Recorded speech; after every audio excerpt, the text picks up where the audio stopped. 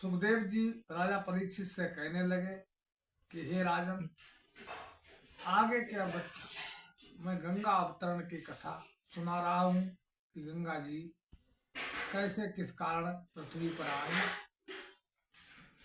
राजन अब तू श्रवण कर गंगा का आख्यान, नाशक है त्रेताप का जिनका मंजन पान। जिनका मंजन पानते ही आदमी का पाप धुल जाता है। कि संसार प्रसिद्ध सूर्य कुल में बलवान सुजान सगर जी थे। कोटन कोटा सेना भी थी और 60 सहस्त्र कुंवर भी थे। राजा सगर के करोड़ों सेना थी, 60,000 राजा सगर के पुत्र थे। राजा ने अश्वमेध करके दिग्विजयी घोड़ा छोड़ दिया। उस 60,000 कुमारों ने बलवानों का बल तोड़ दिया। राजा सगर ने अश्वमेध यज्ञ किया और उसमें अपने विजय पताका का घोड़ा छोड़ दिया। 60,000 उनके पुत्र उस घोड़े के पीछे थे। बड़े बड़े बलवान राजाओं को उन्होंने बंदी बनाया। नरराज सगर की लोकों में जय की दुंदुबियां ब्याज गईं। उस महाशक्ति का तेज देख इंद्र की पुरनियां कांप गईं।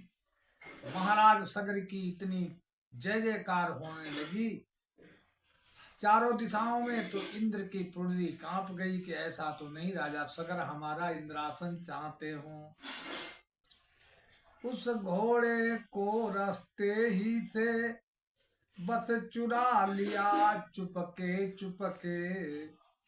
फिर कपिल मुनि सर के पीछे वा छिपा दिया चुपके चुपके। इंद्र ने उस घोड़ा को चुराकर, चुपके से घोड़ा चुराकर और ले जाकर जहां कपिल मुनि जी तपस्या कर रहे थे उनके पीछे उस घोड़े को बांधा। सारे दल में मच गई बिना अश्रु के त्राहि। पृथ्वी पर जब पता न पाया तो लगे खोदने पृथ्वी को। तब घोड़े के आगे पाया एक योगी फिर तपसी को। जब उन्हें पृथ्वी पर घोड़ा नहीं मिला तो उन्होंने पृथ्वी को खोदना शुरू आरंभ कर दिया और खोदते खोदते नीचे पहुंचे तो वहां एक तपस्वी के पीछे घोड़ा बंधा हुआ देखा। समझा बेशक यही चोर, तो आए गुस्से में भारी। चंडाल आदि दुर्वचन कहे और लात किसी ने तय मारी। किसी ने चांडाल कहा, किसी ने के जय चोर है, एक लात मारी कपिल मुनि के। वे तपस्या में लीन थे। तो परम तपस्वी कपिल से है परिचय संसार। राजकुमारों को किया एक क्षणक में छार। कपिल मुनि ने एकदम क्रोध में जो आंखी खोली तो 60,000 राजा सगर के पुत्र भस्म हो गए, राख की ढेरी में बदल गए। कि वह यश वहीं से धरा रहा। वो यश कीर्त जो सगर की थी वो ही धरी रही गई। किस्मत के पासे पलट गए। वह भरा वंश वीरान हुआ, वह जय के बाजे उलट गए। जय के जो बाजे बज रहे थे वे बंद हो गए। राजा को जो कुछ शोक हुआ वह नहीं बताने काबिल है। केवल उनका उद्धार मात्र इस जगह सुनाने काबिल है। राजा को रानी को शोक हुआ, उसको बताने की हमारे पास कोई लेखनी नहीं है। केवल उनके उद्धार की कथा बता रहे हैं। पाठक गण तनिक विचार करें, या 60 सहस्त्र सरदार जहां, उनका तमाम सेना समेत कितना होगा विस्तार वहां। समझिए, जिसके 60,000 पुत्र थे तो उसकी सेना कितनी होगी, कितना उसका बड़ा परिवार होगा। उन सब का संस्कार करना कोई मामूली काम न था, पर मृतक क्रिया के किए बिना राजा को खुद आराम न था। 60,000 की क्रियाएं कैसे राजा कर पाते, लेकिन उनकी आत्माओं को शांति के लिए राजा को उनकी क्रियाक्रम करना तो अनिवार्य था। इसी फिक्र में छूटे उनके प्राण, असमंजस उनकी जगह हुए तेज गुणवान। राजा उनके सोच में ही अपने प्राणों को त्याग दिया, अपने पुत्रों की शोक में। एक पुत्र जो उनका बचा था, जिसका असमंजस नाम था, वो राज गद्दी पर बैठा। असमंजस में रहा कर आंसू बहाने लगे, रो रो कर अपनी गाथा को गुरु वशिष्ठ से कहने लगे। अपने असमंजस में फंसे रहे और अपने भाइयों की याद में आंसू बहाते हुए अपने गुरु वशिष्ठ ने कहा, गुरुदेव गरीब गुलाम आज अपनी दुर्गति पर रोते हैं, इस घर में चैन कर रहे हैं भाई, मरघट पे सोते हैं। हे गुरुवर, मैं इस दुर्दशा से बहुत दुखी हूं कि हम तो यहाँ राज्य कर रहे हैं, हमारे भाई मरघट पर, उनकी आत्मा को कोई शांति नहीं मिली, वे विचर रहे हैं। यह राज ताज या वृथा सभी, जब तक उनका प्रतिकार न हो, स्वर्ग भी हमें बेकार नाथ, जब तक उनका उद्धार न हो। हमारे लिए स्वर्ग भी बेकार है जब तक उनका उद्धार नहीं होता। इसलिए दास को उनके हित कोई शुभ जतन बताओ प्रभु, हे नाथ अनाथ सेवकों का बेड़ा अब पार लगाओ प्रभु। अब कैसे हमारा बेड़ा पार लगाओ प्रभु। गुरुवर बोले इसके लिए ही युक्ति सहाय। गुरु ने वशिष्ठ जी ने कहा, इनके लिए एक ही उपाय है। प्रभु फिर बताइए वो क्या उपाय है। त्रिभुवन तारण गंगा का सुन तू पता निशान, जो गंगा जी का पता निशान लगाओ, तपस्या से कैसे भी लाओ तो उनका उद्धार हो सकता है।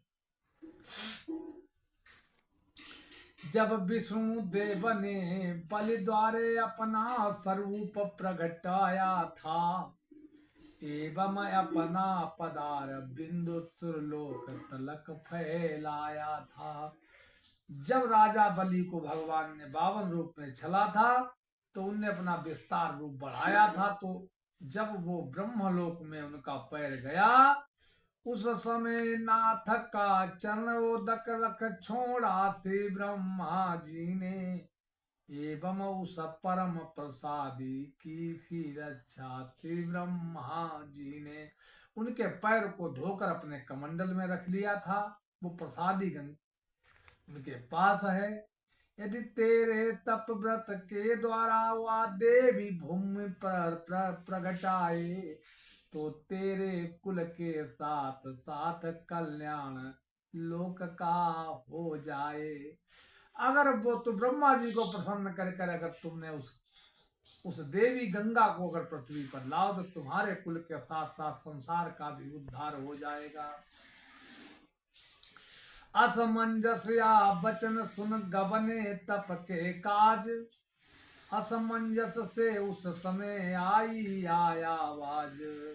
असमंजस ने अपने राज्य को छोड़कर एकदम तपस्या को चले गए। वहां एक आवाज आई तपस्या करते हुए, राजन घर को वापिस जाओ, तुमसे न काम बन जाएगा। हाँ पुत्र तुम्हारे का, हे पुत्र तुम्हारे का बेटा श्री गंगा जी को लाएगा। तुम घर लौट जाओ, तुम्हारे पुत्र का पुत्र जो होगा वो गंगा जी को लाएगा। इतना सुन असमंजस लौटे, फिर असुमान नर पाल हुए। असमंजस जब लौटे तो असमंजस के पुत्र असुमान हुए। लेकिन संतान न होने से बेचैन हुए, बेहाल हुए। उनके संतान नहीं हुए, बेचैन रहने लगे। चंद उसने हुए पैदा कुंवर दिलीप, उनसे पैदा हुए दिलीप। एवं हुए दिलीप से भागीरथ कुलदीप।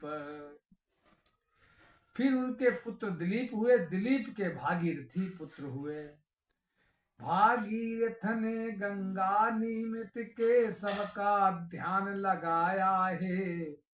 12 वर्ष की तपस्या से प्रभु को प्रसन्न कर पाया है। 12 वर्ष घोर तपस्या भागीरथ ने की तो प्रभु को प्रसन्न किया। करुणागर कमला कांत कृष्ण करुणा जन पर करुणाए। गोपर गोविंद गरुण गामी भागीरथ के आगे आए। गरुड़ पर सवार होकर कम गोविंद भागीरथ के सामने प्रकट हुए। भक्त चरण पर गिर पड़ा, उठी कंठ से वाणी। जय जय गोपति गोपपति, जय जय सरंग पाणी। भगवान के पैरों में पड़कर उनकी स्तुति करने लगे। विष्णुदेव कहने लगे, चल सुत मेरे साथ। लिखा हुआ है लोक सुख केवल तेरे हाथ। चल मेरे साथ पुत्र, तेरे हाथ ही कल्याण संसार का लिखा हुआ है। श्री विष्णुदेव जन भागीरथ तब ब्रह्मलोक में आते हैं। एवं ब्रह्मा जी से मिलकर गंगा जी को बुलवाते हैं। गंगा जी को बुलाया। बोले गंगा बेटी मेरी, आज्ञा को अंगीकार करो। तुम साथ भागीरथ के जाओ, उन पतितों का उद्धार करो। गंगा जी से कहा, बेटी तुम रथलोक में जाओ और जाकर भागीरथी के, इनके पुरखों का उद्धार करो। पानी में मैला धोने से मैला अवश्य खो जाएगा, लेकिन कुछ दिन में वह पानी खुद ही मैला हो जाएगा। श्री महाराज का पद पलाप मैले लोगों को तारेगा, लेकिन उस मैले पापी से दासी को कौन उबारेगा। गंगा जी ने कहा, महाराज आपके चरणामृत पानी से संसार का पाप टल जाएंगे, लेकिन महाराज हमारे उन पापों को हम कैसे उबारेंगे। विष्णुदेव ने कहा, लोक का मैल छूटेगा तुझे चढ़ाने से। छूटेगा तेरा पाप देवी शांत साधु संत के नहाने से। अरे संसार का पाप तो तुम्हारे से नहाने से छूट जाएगा, लेकिन तुम्हारा पाप साधु और संत के नहाने से छूट जाएगा। गंगा सुन कर जल रूप हुई, बोली लो भूप विचार करो। जो मेरा भार सहन कर ले, ऐसा बल घर तैयार करो। गंगा तैयार हो गई आने के लिए और कहने लगी, हे राजन, अब हमारा वेग रोकने के लिए कोई बलवान को तैयार करो। जो हम आ रही हैं स्वर्ग लोक से, पृथ्वी प्रसातल को चली जाएगी हमारे भार से। भागीरथ ने फौरन आकर शंकर की कठिन तपस्या की। भागीरथ ने आकर भगवान भोलेनाथ की कठिन तपस्या की। गंगा का भार उठाने को उन बल धाम से प्रार्थना की। भोलेनाथ से प्रार्थना की कि हे भोलेनाथ, गंगा जी को आप ही रोकिए, संभालो। शिव जी ने अस्वीकार किया ढाई गंगा धाराओं में, पर आते आते लोप हुई शंकर की जटिल जटाओं में। भगवान भोलेनाथ ने आदेश दिया कि छोड़ो गंगा जी को, और अपनी जटाओं को बिखेर दिया। गंगा की जटाओं में ही उलझ गई, निकल नहीं पाई। भागीरथ ने फिर स्तुति की तो शंकर जी ने छोड़ दिया, लेकिन थोड़ा ही चलने पर उनको हिमगिर ने घेर लिया। थोड़ा जब चल पाई तो हिमगिर पहाड़ों में गंगा उलझ गई। लेकिन अब बेचारे फिर चिल्लाए, गंगा मोली मत घबराओ, पहले इंद्र के यहाँ जाकर ऐरापति हाथी ले आओ। भागीरथ फिर घबरा गए तो गंगा जी पहाड़ों से कैसे निकल पाएंगे। तो गंगा जी ने कहा, मत घबराओ, जाकर इंद्र से सहायता मांगो, ऐरापत हाथी को लाओ। भागीरथ ने फिर तप कर कहे, ऐरावत जीव त्यों पाया है, लेकिन मगंद ऐरापत ने उल्टा पैरों लौटाया है। जब इंद्र से ऐरापति हाथी को मांग लिया, लेकिन ऐरापति हाथी अपने घमंड में था, उसने भागीरथ को उल्टा लौटा दिया। बोला, जाओ अब काश नहीं, क्यों कोई आफत सर ले, गंगा को अगर जरूरत है तो आ मुझसे शादी कर ले। मैं नहीं जाऊंगा बेकार पहाड़ों को तोड़ने, अगर गंगा को हमारी जरूरत हो तो हमारे साथ शादी कर ले। राजा ने जाकर कहा गंगा से वाहाल, देवी ने उत्तर दिया, जाओ मेरे लाल। गंगा जी ने कहा, जाओ मेरे लाल भागीरथ, उससे कह देना, कहना उस कामी पापी से मेरी वह शर्त निभा लाए, तो बिना बांस के कहे सुने या मुझसे शादी कर जाए। क्या करे? यदि हेरापत 3 बार मेरे धक्कों में ठहरा जाए, तो गंगा उसे स्वामी कहकर जीवन को दासी हो जाए। उस हाथी से कहना ऐरापत से 3 टक्कर हम मारेंगे, और वो हाथी अगर 3 टक्कर में खड़ा रहे तो उससे हम शादी कर लेंगे। ऐरापति ने गंगा की लिया आज्ञामान, जो ही भागीरथ ने कहा ऐरापत से, उसने कि ठीक हमारा है।